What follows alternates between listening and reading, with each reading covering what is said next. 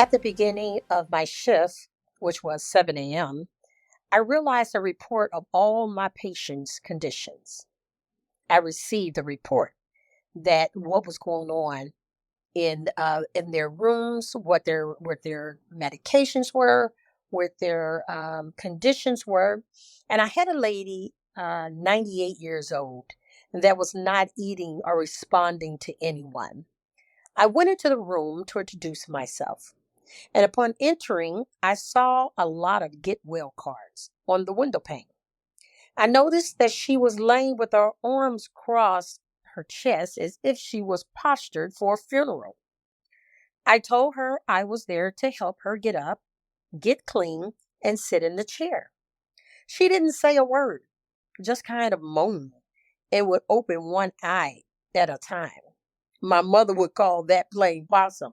However, I kept talking to her, and after a while, I heard words coming from her. I'll call Mr. Jones.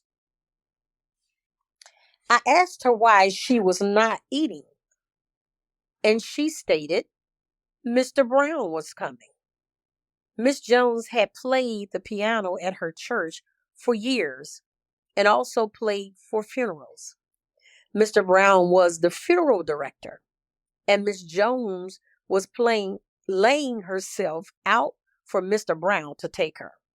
Then it became clear to me Miss Jones had made up in her mind that she was dying, and Mr. Brown was on his way to bury her. I looked at Miss Jones and told her Mr. Brown's not coming today, not on my shift. She opened up one eye and said, "He's not?" I said, "No, ma'am, not on my shift." Miss Jones looked at me and said, "Well, then I need to spruce up, huh?" Miss Jones, with my assistance, got up in her chair, ate breakfast and lunch. I went to check on her during the day, and she asked me to bring the cards that was sent to her so she could read them. You're listening to another episode of Whispers of Care. We'll be right back after a quick word from our sponsors. Take charge of your financial future with Bartell's Financial Coaching, led by Teresa Bartell. We offer personalized guidance to overcome debt and achieve financial peace. Our results-oriented approach provides actionable strategies for lasting change, no matter your background. We welcome you to schedule a free consultation today at 830-252-0320. Start your journey towards a brighter financial future today.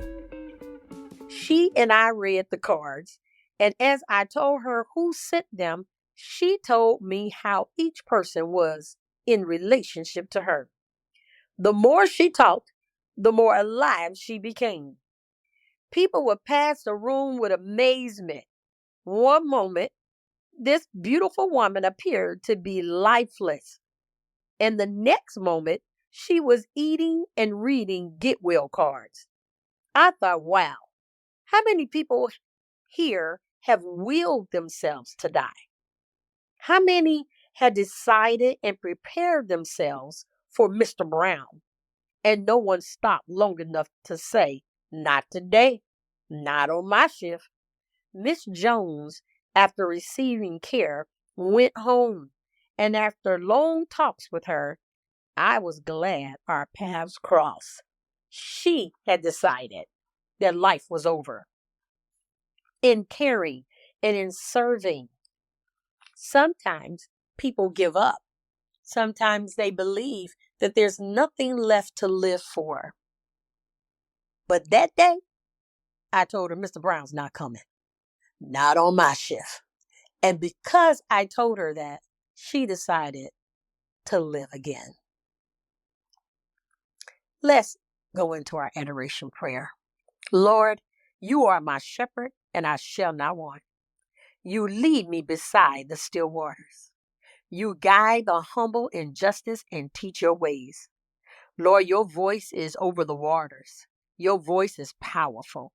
Your voice divides a flame of fire. Oh, how great is your goodness. Lord, you instruct and teach, you guide with your eye. You are wonderful. Lord, you are awesome. Thank you for life. Thank you for love. Thank you for wisdom. Thank you. Thank you for tuning in to another episode of Whispers of Care. I hope you found inspiration and insight into the world of caregiving. Remember, whether you're offering care or receiving it, your role is valuable.